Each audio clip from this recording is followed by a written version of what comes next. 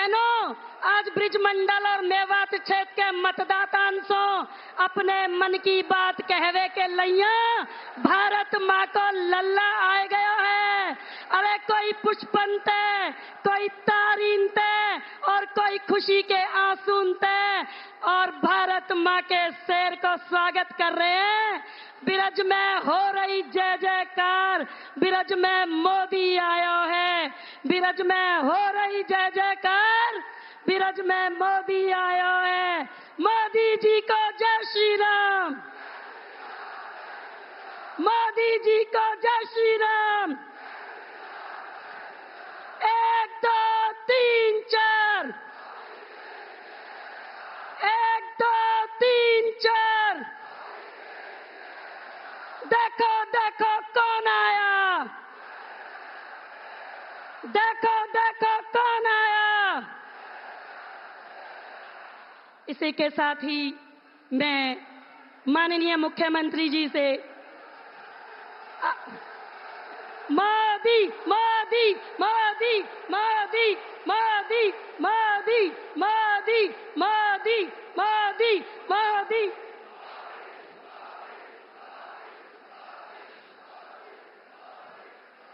माननीय प्रधानमंत्री जी, हमारे मुख्यमंत्री जी को देखकर मुझे 2 पंक्तियां याद आती हैं। यह सुख कैसा शासन का, शासन रे मानव मन का। ठीक आप ही का अनुसरण करते हुए हमारे मुख्यमंत्री जी मानव हृदयों पर राज कर रहे हैं। इसलिए मैं माननीय मुख्यमंत्री जी को आमंत्रित करती हूं कि वो आए और अपने शब्दों के द्वारा माननीय प्रधानमंत्री जी का पलवल की इस रैली में हार्दिक अभिनंदन करें, स्वागत करें। माननीय मुख्यमंत्री जी।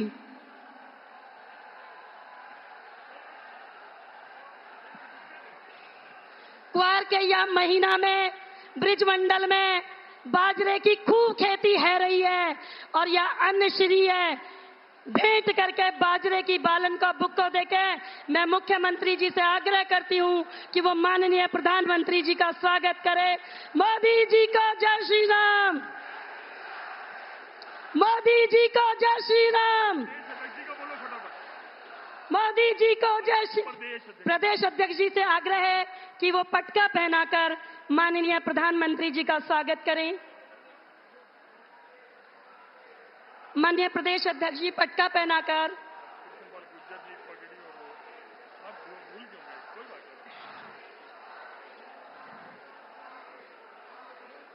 इसके पश्चात मैं सम्मानित केंद्रीय मंत्री माननीय श्री कृष्णपाल गुर्जर जी और मुख्यमंत्री जी से आग्रह करूंगी कि आप हरियाणा की शान पगड़ी पहनाकर माननीय मुख्यमंत्री जी का इस सभागार में स्वागत करें। फरीदाबाद के जिलाध्यक्ष श्री राजकुमार वोहरा जी और पलवल के जिलाध्यक्ष श्री चरण सिंह तेवतिया जी से भी आग्रह है कि आप कमल का फूल भेंट कर माननीय प्रधानमंत्री जी का इस सभागार में पहुंचने पर ब्रिज भूमि में हार्दिक स्वागत करें, अभिनंदन करें। माननीय मुख्यमंत्री जी।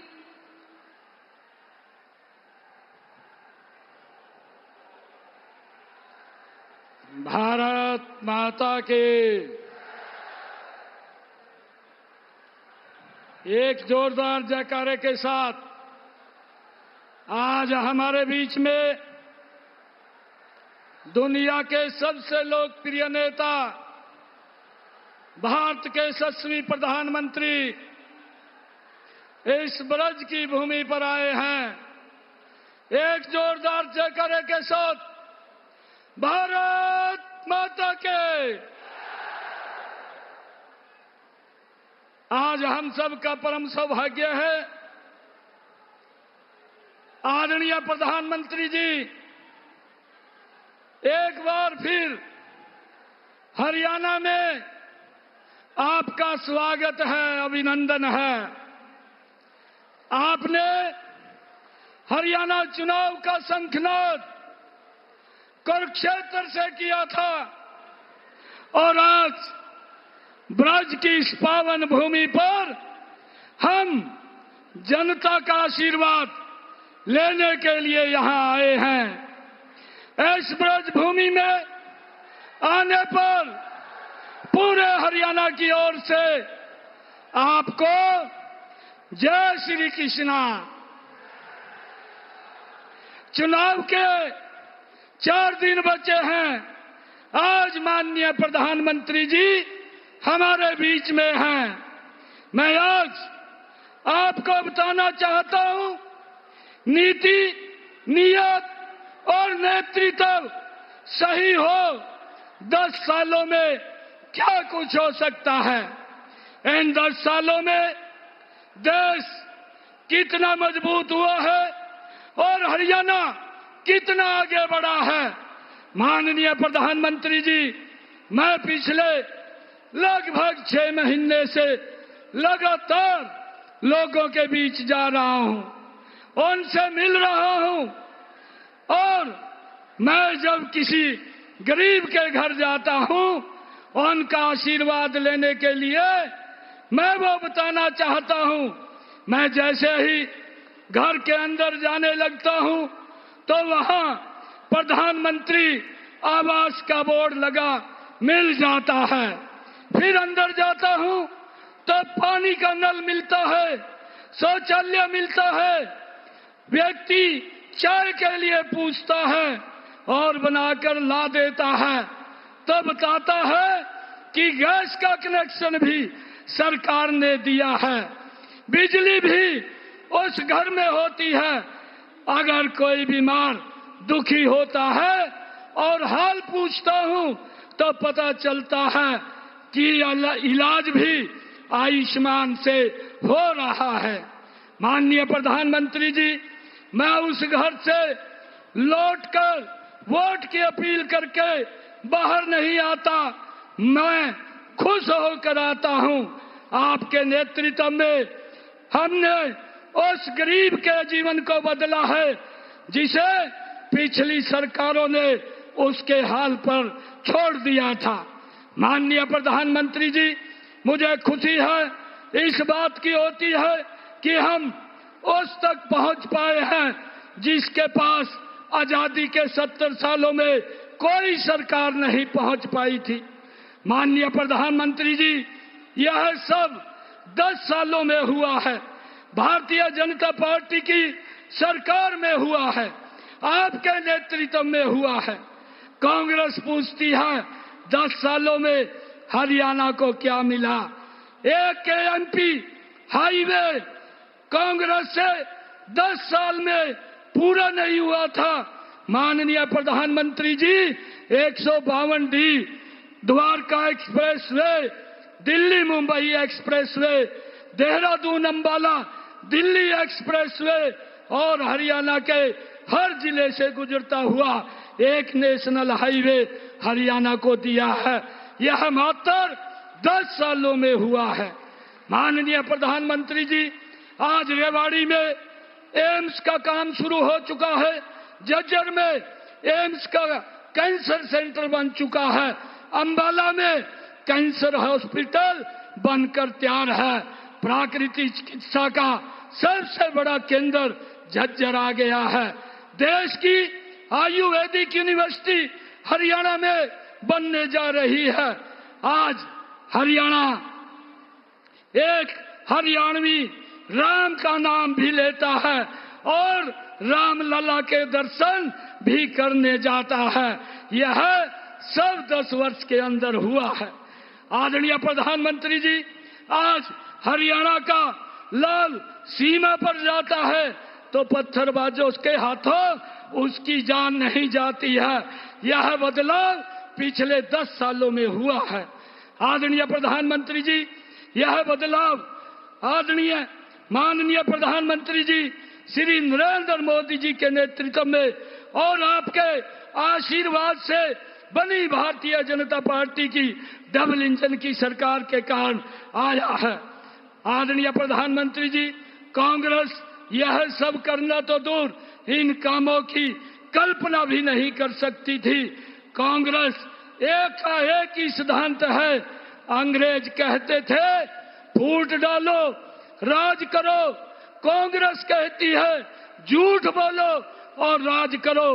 पहले हरियाणा में साथ झूठ की गारंटी दी, लगा कि इससे तो बात बनेगी नहीं।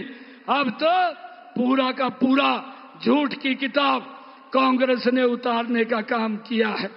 माननीय प्रधानमंत्री जी, अब सुना है मोहब्बत की दुकान लेकर दोनों हरियाणा पर्यटन यात्रा पर आए हैं। इनकी मोहब्बत की दुकान ऐसी है कि उसमें नौकरी से लेकर किसानों की जमीन और घोटालों से लेकर आरक्षण तक सब बिकता है, सबकी नीलामी होती है। भाइयों, कांग्रेस और भारतीय जनता पार्टी का सबसे बड़ा अंतर अगर कोई है तो यह है, कांग्रेस के नेता अपने परिवार का घर भरने, हरियाणा को लूटने के लिए आते हैं। और माननीय प्रधानमंत्री जी, आप जब हरियाणा आते हैं, हरियाणा को अपना परिवार मान करके उसके लिए कुछ ना कुछ करने का आप दे करके जाते हैं। माननीय प्रधानमंत्री जी, आपने 5 तारीख को धारा 370 खत्म की थी और 5 तारीख को ही आपने राम मंदिर का शिलान्यास भी किया था। अब एक और 5 तारीख आ रही है। मैं आपको विश्वास दिलाता हूं कि इस 5 तारीख को हरियाणा तीसरी बार भारतीय जनता पार्टी की सरकार बनाने का इतिहास रचेगा। मैं एक बार फिर हरियाणा की धरती पर आपका स्वागत करता हूं, आपका अभिनंदन करता हूं और आपको पूरे हरियाणा की तरफ से मैं राम राम कहता हूं। बहुत बहुत धन्यवाद।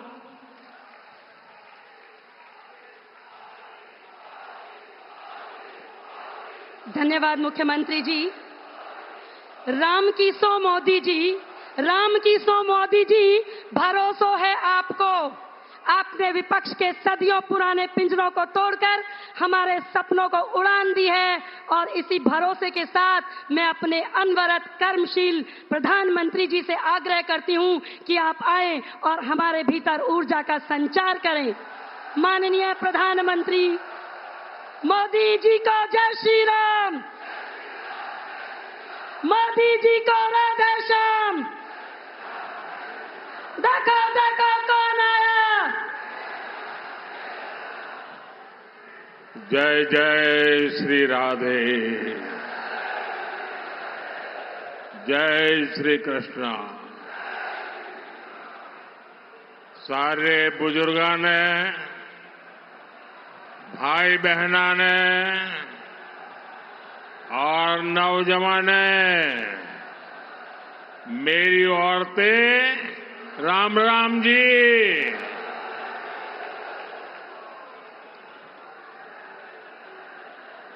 राजा नाहर सिंह और राजा जैत सिंह नागर जी की इस वीर धरा को प्रणाम करता हूं।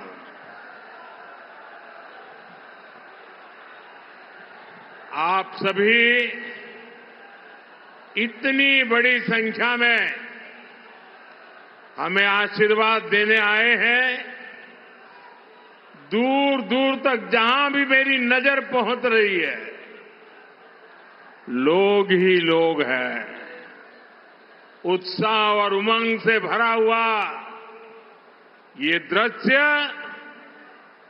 चुनाव के नतीजों का एहसास दिला रहा है।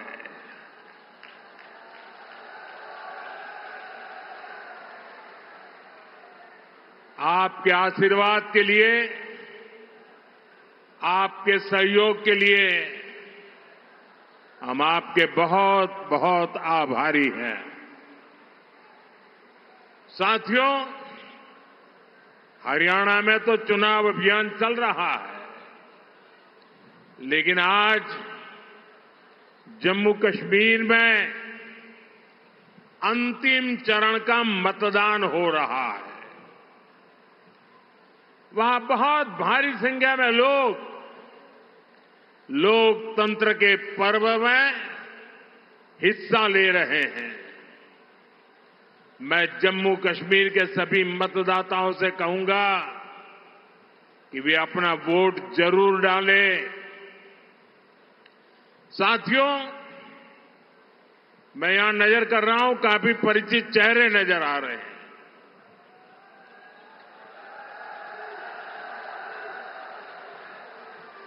साथियों, मैंने एक सामान्य कार्यकर्ता के रूप में लंबे समय तक हरियाणा की जमीनी राजनीति को देखा है।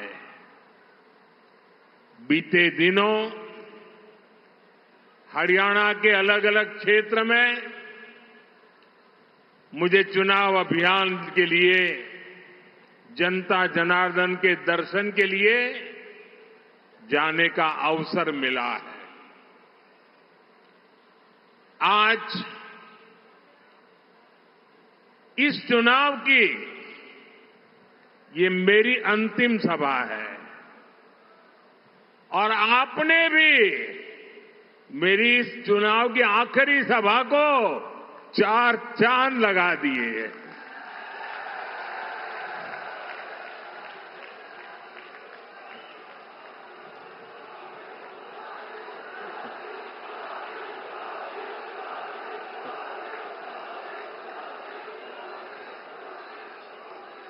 आज गांव-गांव में चारों तरफ भाजपा की लहर है। हर जगह एक ही आवाज गूंज रही है, भरोसा दिल से, भाजपा फिर से।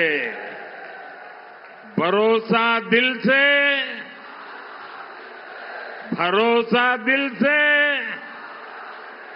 भरोसा दिल से। हरियाणा का तो ट्रैक रिकॉर्ड रहा है। केंद्र सरकार में, दिल्ली में जिसकी सरकार रहती है, हरियाणा वहीं रहता है।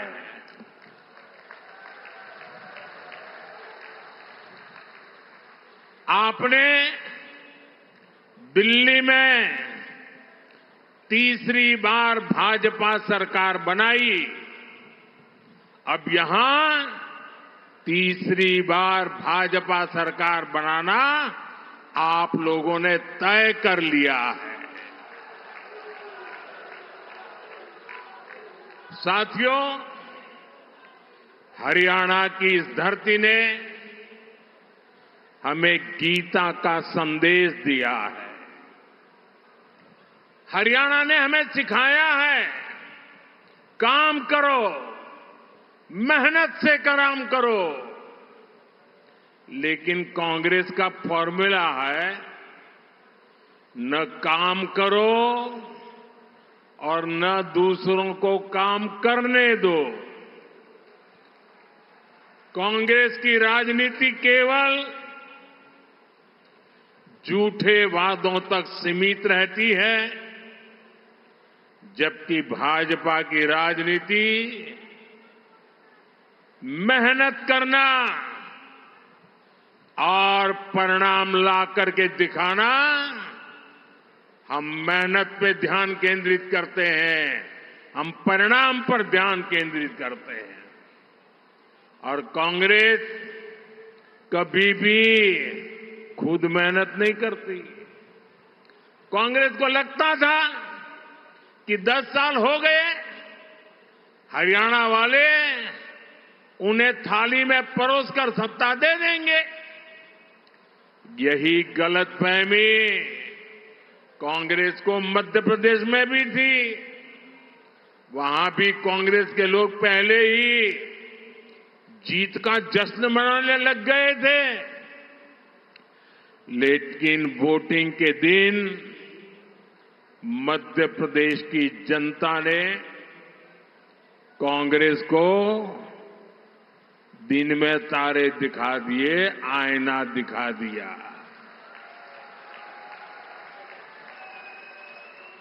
यहां आपके पड़ोस में राजस्थान है, वहां भी कांग्रेस ने किसानों और नौजवानों को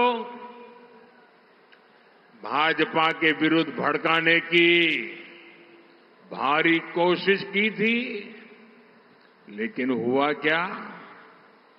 कांग्रेस धड़ाम हो गई, धड़ाम। अब यहां हरियाणा में भी यही होने जा रहा है, धड़ाम।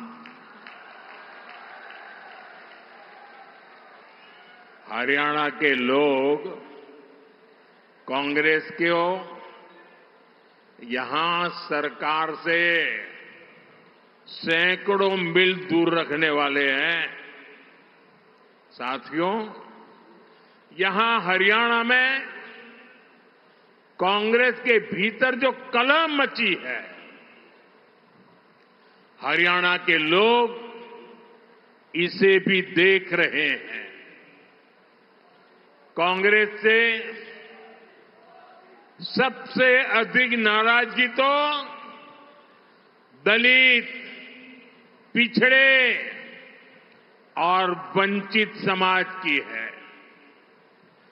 दलित समाज ने भी ठान लिया है, बापू बेटे की राजनीति को चमकाने का अब दलित मोहरा नहीं बनेंगे।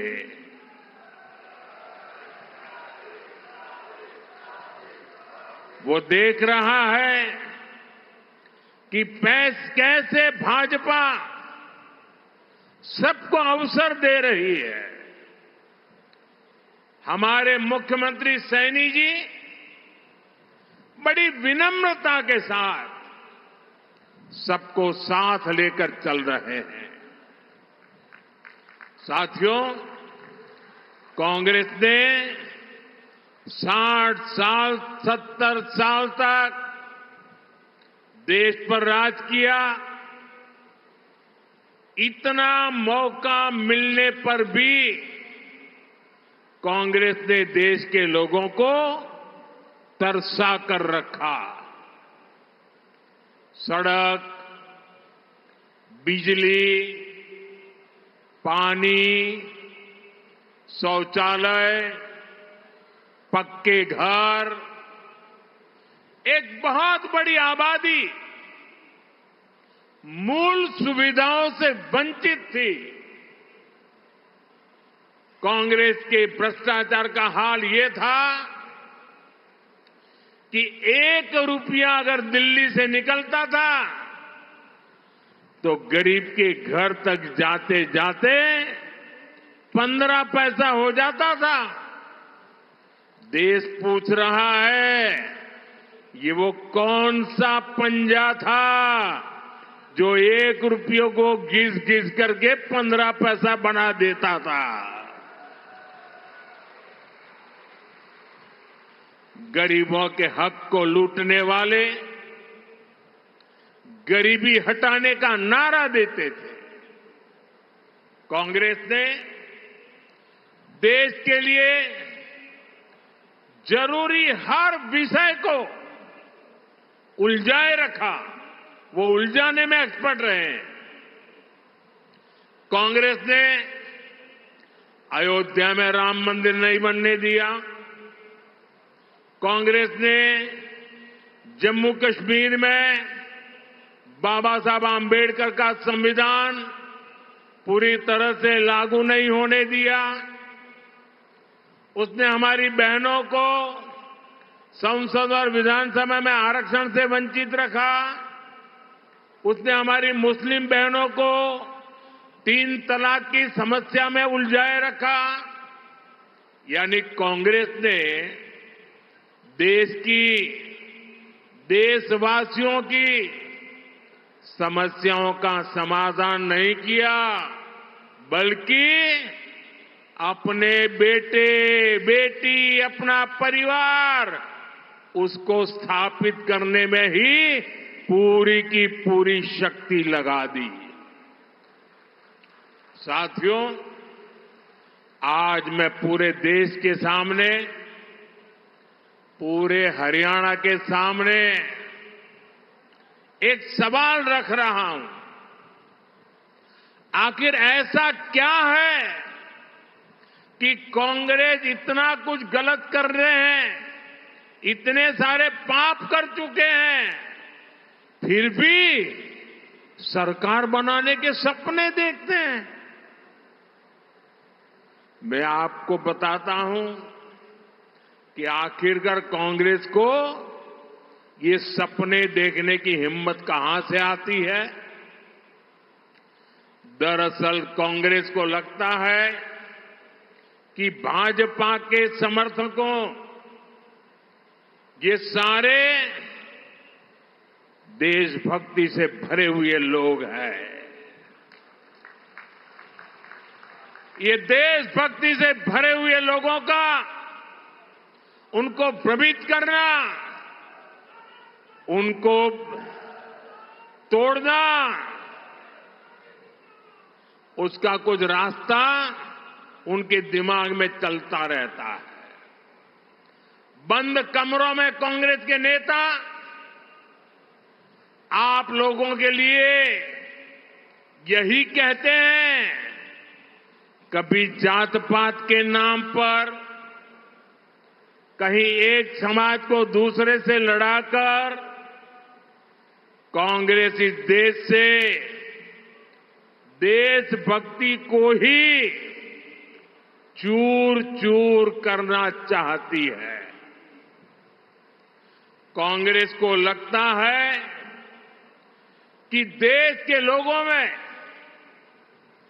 एकता की भावना जितनी मजबूत होगी, कांग्रेस का जीतना उतना ही मुश्किल होना जाता है।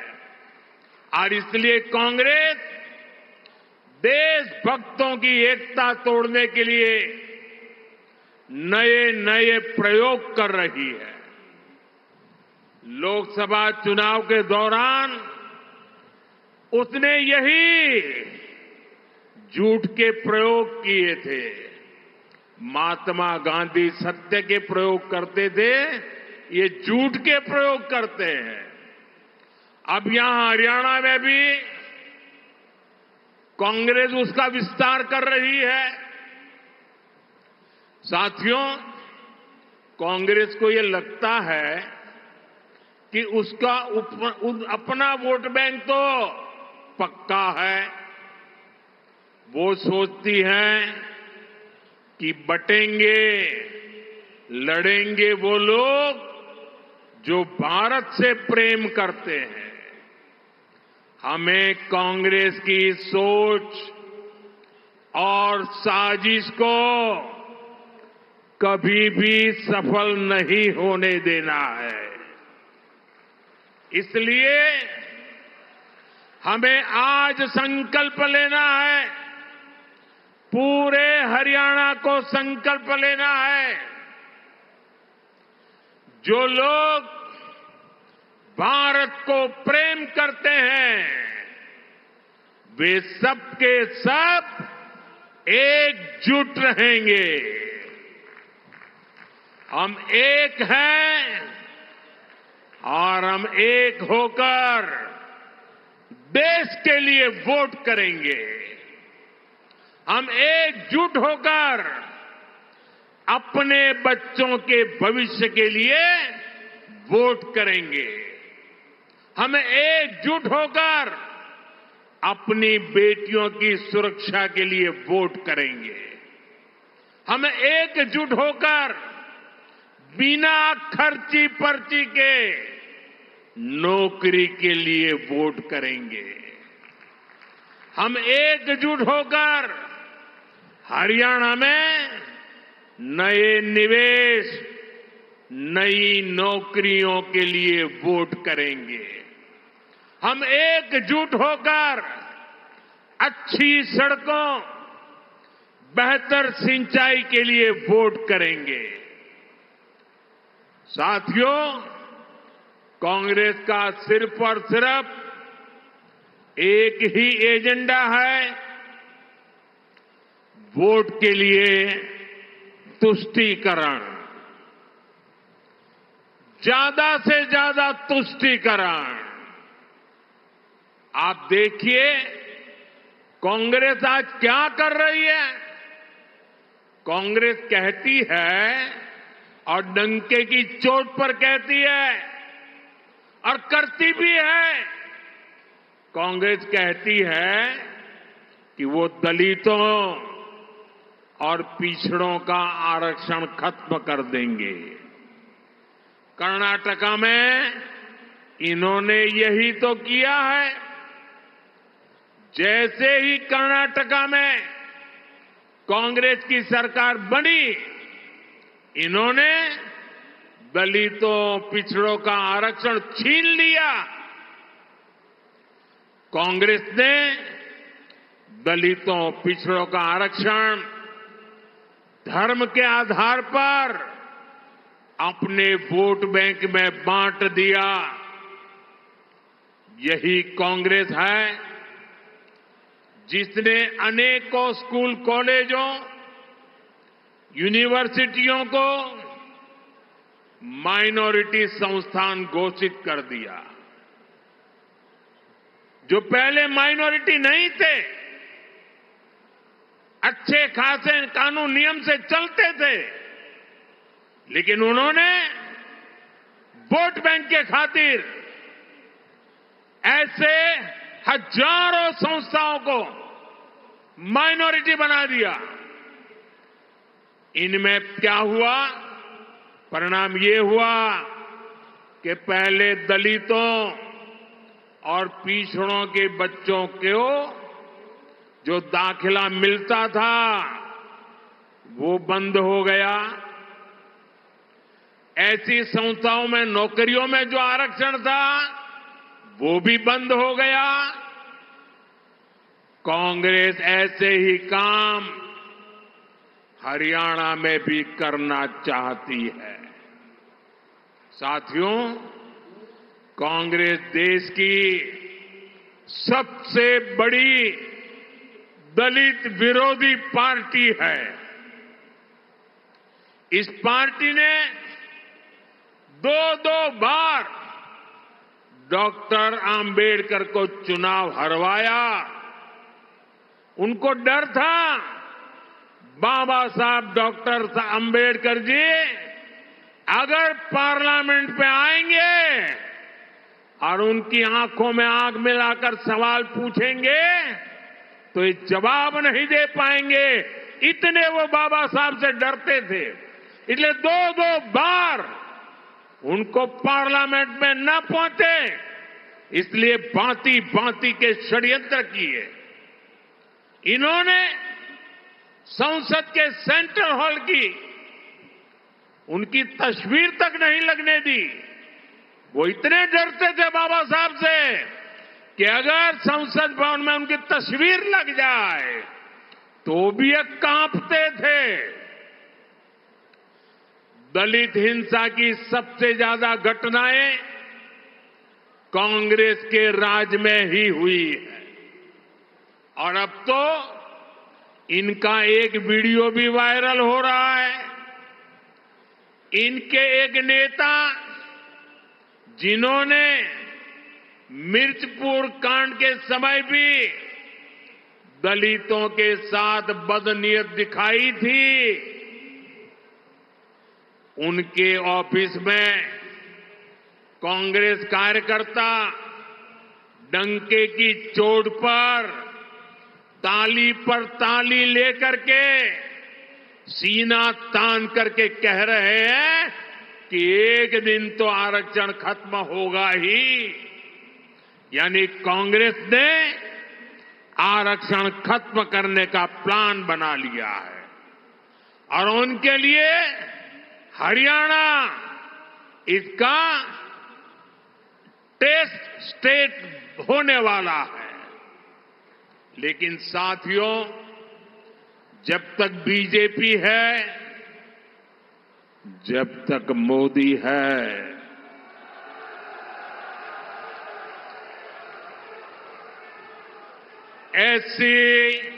एससी और ओबीसी समुदाय को संविधान से मिले आरक्षण का हक कोई नहीं छीन सकता।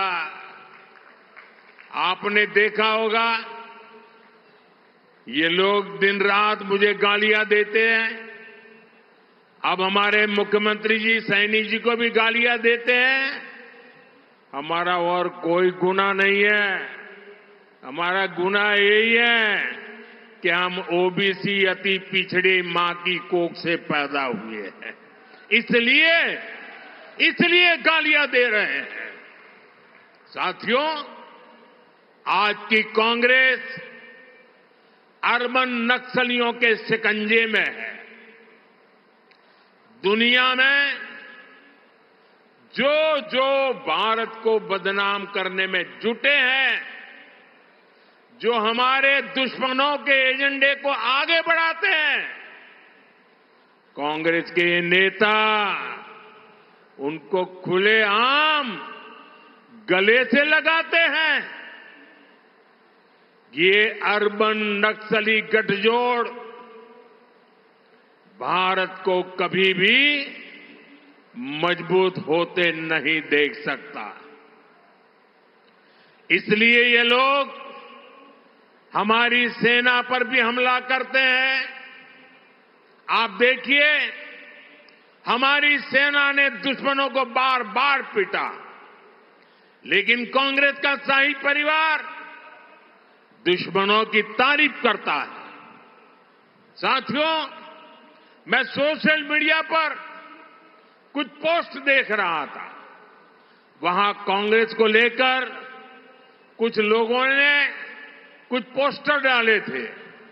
इनमें लिखा था कि कांग्रेस के लोग जोर जोर से कहते हैं कि 370 वापस लाएंगे, लेकिन कांग्रेस ने एक बार भी कभी ये नहीं कहा कि पीओ को वापस लाएंगे। पीओ के वापस लाना उनके मुंह से नहीं निकलता है। कांग्रेस ने देश का मुकुट तोड़ दिया, कश्मीर के भी टुकड़े कर दिए, इतना बड़ा हिस्सा गंवा दिया। ये उस पीओके को वापस लाने की बात नहीं करते, लेकिन ये लोग 370 वापस लाना चाहते हैं। ये बातें आज सोशल मीडिया पर कांग्रेस के लिए लिखी जा रही है। सही में ये देश का दुर्भाग्य है। 370 की वापसी के मुद्दे पर कांग्रेस को कौन उसकी तारीफ कर रहा है? कांग्रेस को पाकिस्तान की सरकार ने भरपूर समर्थन दिया है।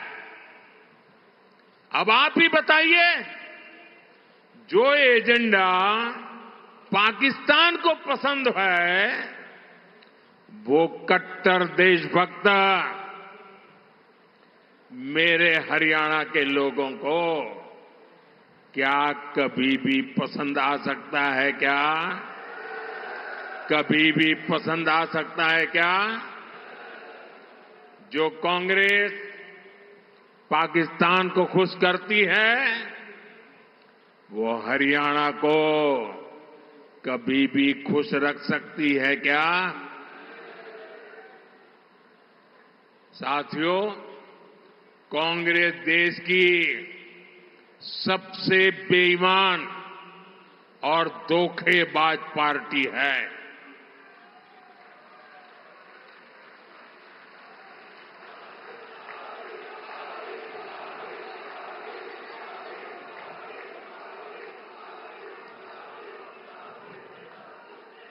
कांग्रेस के धोखों को गिनाऊंगा तो कई कई दिन निकल जाएंगे। मैं सिर्फ एक उदाहरण देता हूं। कांग्रेस ने देश की रक्षा करने वाले, देश के लिए शहीद होने वाले फौजियों तक धोखा किया। 40 साल तक कांग्रेस ने वन रैंक वन पेंशन नहीं दिया। सिर्फ 500 करोड़ रुपए दिखाकर कांग्रेस कहती थी OROP, OROP, one rank one pension, 500 crore. जबकि मैंने रेवाड़ी में वादा किया था आकर के 2013 सितंबर में, और रेवाड़ी की धरती से मैंने कहा था, रेवाड़ी वीरों की धरती है, देश के लिए मर मिटने वालों का ये इलाका है। और तब मैंने कहा था, तब तो मैं चुनाव लड़ रहा था, प्रधानमंत्री नहीं बना था, मैंने कहा था कि मैं वादा करता हूं, मैं वन रैंक वन पेंशन लागू करके रहूंगा। और हमने लागू किया, और लागू किया तो फौजी परिवारों को करीब करीब 1.25 लाख करोड़ रुपए दिए। अब बताइए, जो जिस काम के लिए 1.25 लाख करोड़ रुपए लगने वाले थे, ये 500 करोड़ दिखा करके कहते थे कि ओआरओपी दे दिया। क्या ये धोखा है कि नहीं है? धोखा है कि नहीं है? ये फरेब है कि नहीं है? ये झूठ है कि नहीं है? यहां हरियाणा में भी हमारे फौजी परिवारों को 10,000 करोड़ रुपए से ज्यादा मिले हैं। मोदी के लिए फौज की प्राथमिकता सबसे बड़ी है, फौज का सम्मान सबसे बड़ा है। और कांग्रेस से हम इसकी कोई उम्मीद नहीं कर सकते। साथियों, कांग्रेस की कथनी और करनी में हमेशा फर्क रहा है। कांग्रेस ने, ये पड़ोस में हिमाचल प्रदेश है, कांग्रेस ने हिमाचल की बहनों और नौजवानों को भी ऐसा धोखा दिया है, हिमाचल कभी भी कांग्रेस को माफ नहीं करेगा। कांग्रेस ने, जैसे यहां हरियाणा में कांग्रेस वाले अनाप शनाप बोल रहे हैं ना, ऐसा ही उन्होंने हिमाचल में किया था। कांग्रेस ने वहां चुनाव जीतने के लिए कहा था कि हर महीने बहुत सारे पैसे देंगे। आज 2 साल हो चुके हैं, उन्हें कुछ नहीं मिला। कांग्रेस ने पहली कैबिनेट में ये लाखों नौकरियों पर मुहर लगाने का वादा किया था। वहां इन लोगों ने सरकारी कर्मचारियों को बड़े बड़े सपने दिखाए। आज उनको तनख्वाह भी समय पर नहीं मिल रही है। कहां तो कांग्रेस को हिमाचल के लोगों से माफी मांगनी चाहिए थी, लेकिन कांग्रेस को ठगी की लत लगी है। वो अब कांग्रेस वाले हरियाणा वालों को भी वो ठगी की लत के कारण अब झूठे झूठे वायदे बेच रहे हैं। कांग्रेस यहां हरियाणा के किसानों को तारे तोड़कर लाने की बातें कर रही है, लेकिन आप याद रखिए, जहां उसकी सरकार है, कर्नाटका में है, तेलंगाना में है, वहां इनमें से एक भी वादा लागू नहीं करते हैं। यानी कांग्रेस की नीयत में ही खोट है। साथियों, कांग्रेस हरियाणा के नौजवानों के हितों के खिलाफ है। यहां हरियाणा में भाजपा सरकार ने करीब 1.5 लाख सरकारी नौकरियां दी, और वो भी बिना खर्ची पर्ची नौकरियां दी है। हजारों कर्मचारियों को पक्का किया। लेकिन अब कांग्रेस वाले फिर वही खर्ची पर्ची सिस्टम हरियाणा में वापस लाना चाहते हैं, आप पर थोपना चाहते हैं। सरकार बनने के आसार, वो आशा छोड़ चुके हैं, दूर दूर तक कोई आसार नजर नहीं आ रहे हैं। लेकिन लूट खसूट का बंटवारा अभी से हो गया है। ये है कांग्रेस की सच्चाई। साथियों, कांग्रेस की नस नस में भ्रष्टाचार दौड़ता है। ये दलालों और दामादों की पार्टी बन गई है। कांग्रेस के राज में यहां जमीन की दलाली करने वाले मालामाल हो गए हैं, या तो दामाद जी मालामाल हो गए हैं। ये दो ही लोग फले फूले हैं। जबकि किसान के नसीब में क्या आया? किसान को तो सिर्फ 2 रुपये का मुआवजा मिला। जो लोग 10 साल पहले हुड्डा जी की सरकार थी ना, हर किसान कहता है ये तो 2 रुपया मुआवजे वाली बड़ी आफत आई, और किसानों के घर में चेक पहुंचा क्या? 2-2 रुपया का चेक। और उस सरकार की पहचान थी किसानों के घर में, किसानों के दिल में, कि 2 रुपया मुआवजे वाली सरकार है। जबकि भाजपा सरकार हजारों रुपये का सम्मान निधि सीधी उनके बैंक के खाते में पहुंचाती है। प्राकृतिक आपदा होती है तो सही मुआवजा देती है। साथियों, आज कांग्रेस यहां एमएसपी को लेकर बड़ी बड़ी बातें कर रही है, लेकिन कांग्रेस की सरकार यहां सिर्फ 3-4 फसलों पर एमएसपी देती थी। वो दिन जरा याद करिए। जबकि भाजपा सरकार 24 फसलों की खरीद एमएसपी पर कर रही है। पिछले 8 सीजन में एमएसपी के रूप में यहां के लाखों किसानों को 1,10,000 करोड़ रुपए से भी अधिक मेरे किसानों के खातों में गए हैं, उनको मिले हैं। आज यहां 20 से ज्यादा फल और सब्जियों के लिए भावांतर दिया जा रहा है।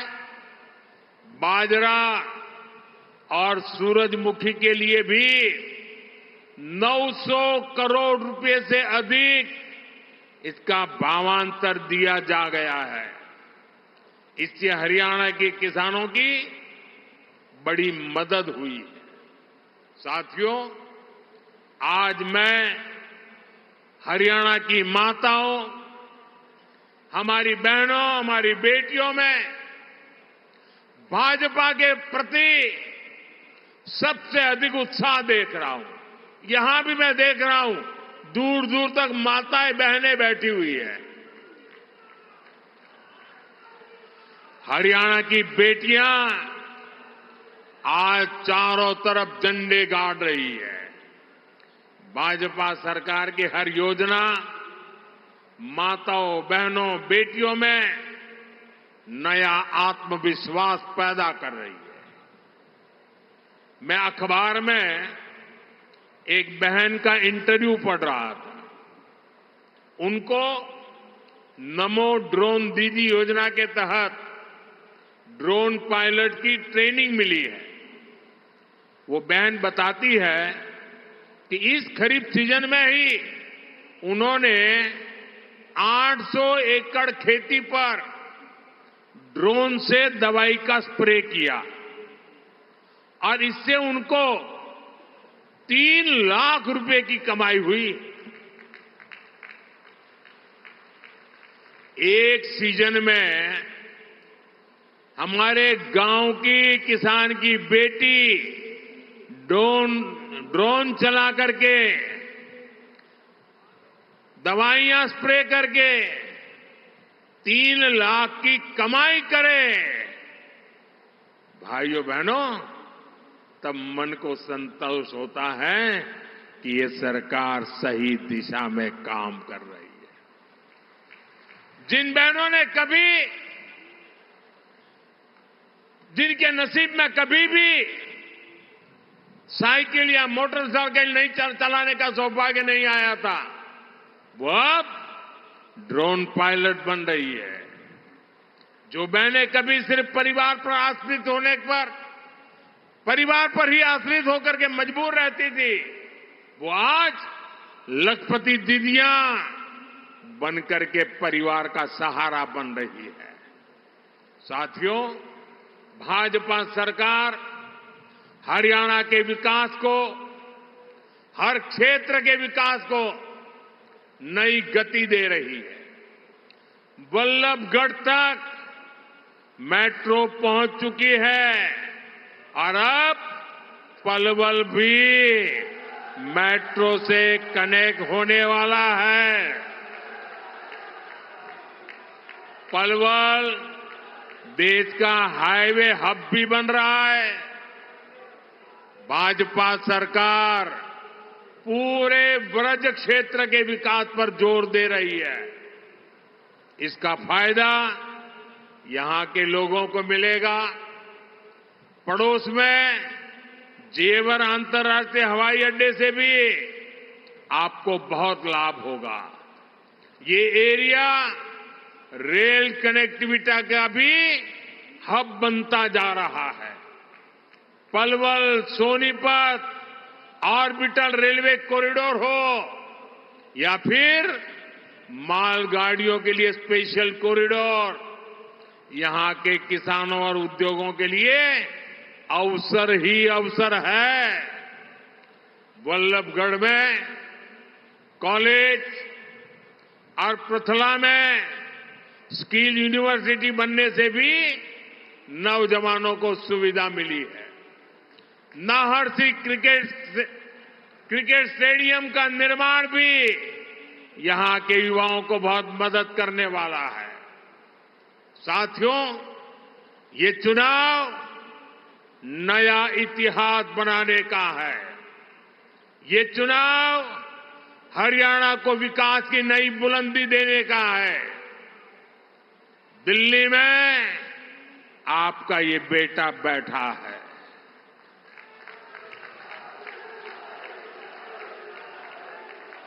आप यहां तीसरी बार भाजपा सरकार बनाइए। मैं आज पलवल की धरती से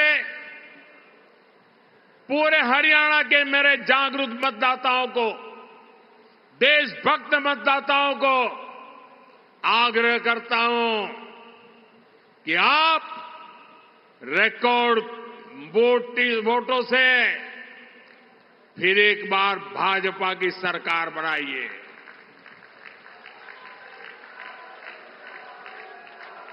हरियाणा के तेज विकास की गारंटी ये मोदी की गारंटी है।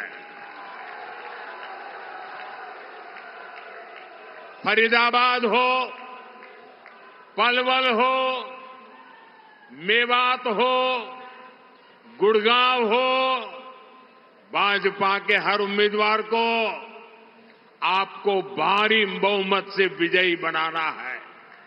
मैं सभी उम्मीदवारों से आग्रह करता हूं, जरा आगे खड़े हो जाए सभी उम्मीदवार जो चुनाव लड़ने वाले हैं, वो जरा आगे आ जाएं। आप सबके आशीर्वाद मेरे इन सभी साथियों को दीजिए। मुझे आपकी सेवा करने का मौका दीजिए। मैं फिर एक बार इतनी बड़ी तादाद में आशीर्वाद देने के लिए आए, मैं सर झुका करके आपका नमन करता हूं, आपका अभिवादन करता हूं। मेरे साथ बोलिए भारत माता की। दोनों हाथ ऊपर करके पूरी ताकत से आवाज दीजिए, भारत माता की, भारत माता की।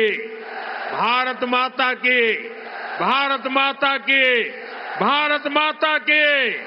बहुत बहुत धन्यवाद।